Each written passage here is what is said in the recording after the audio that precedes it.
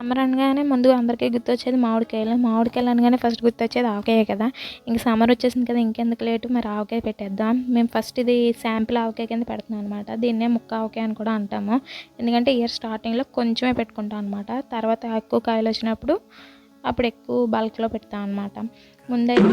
ముందైతే ముక్కలు ఎన్ని ఉన్నాయో చూసుకోవాలి. ఒక గిన్నె కానీ గ్లాస్ కానీ అంచనా పెట్టుకొని 3 గిన్నెల ముక్కలైతే ఒక గిన్నె ఆవాల పిండి, అది వేపకూడదండి, ఎండలో పెట్టి మిక్సీ చేసేసుకోవాలి. ఒక గ్లాసు ఆవాల పిండి, ఒక గ్లాస్ కారం, అలాగే ఒక గ్లాస్ ఉప్పు. ఉప్పు మాత్రం కొంచెం తగ్గించి వేసుకుంటే బాగుంటుంది. ఎందుకంటే ఒకవేళ ఎక్కువైనా మళ్ళీ మనం తీయలేం కాబట్టి ఉప్పు వేసుకున్నప్పుడు కొంచెం గ్లాస్కి తగ్గించి వేసుకుంటే చాలు. ఒకవేళ మీకు ఓట ఎక్కువ కావాలంటే ఈ క్వాంటిటీస్ అవన్నీ పెంచుకోవచ్చు. అలాగే ఇందులో కొంచెం మెంతులు, అలాగే వెల్లుల్లిపాయలు పొట్టు తీసి చితగ్గొట్టుకుని వేసుకుంటే త్వరగా బాగుంటాయి అన్నమాట. పచ్చట్లో వేసుకుని మొత్తం బాగా మిక్స్ చేసుకోవాలి. తర్వాత మనం కోసి పెట్టుకున్న మామిడికాయ ముక్కలు ఏవైతే ఉన్నాయో ఫస్ట్ వాటిని నూనెలో తడిపి తర్వాత దీంట్లో వేసుకుని కలుపుకోవాలన్నమాట. ఇలా వేస్తే ముక్క గట్టిగా ఉంటుంది.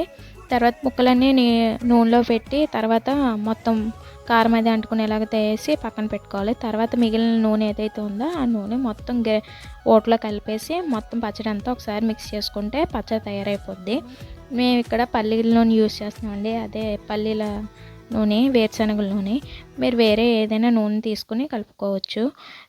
పామ్ ఆయిల్, సన్ఫ్లవర్ ఆయిల్ కలిపితే పచ్చడి అనేది జిడ్డు వచ్చేస్తుంది అనమాట. సో మంచి నూనె తీసుకుని కలుపుకోండి. వేరుశనగ నూనె అయితే బాగుంటుంది. వీడియో నచ్చినైతే లైక్, షేర్ అండ్ సబ్స్క్రైబ్ చేయండి. Thanks for watching. బాయ్.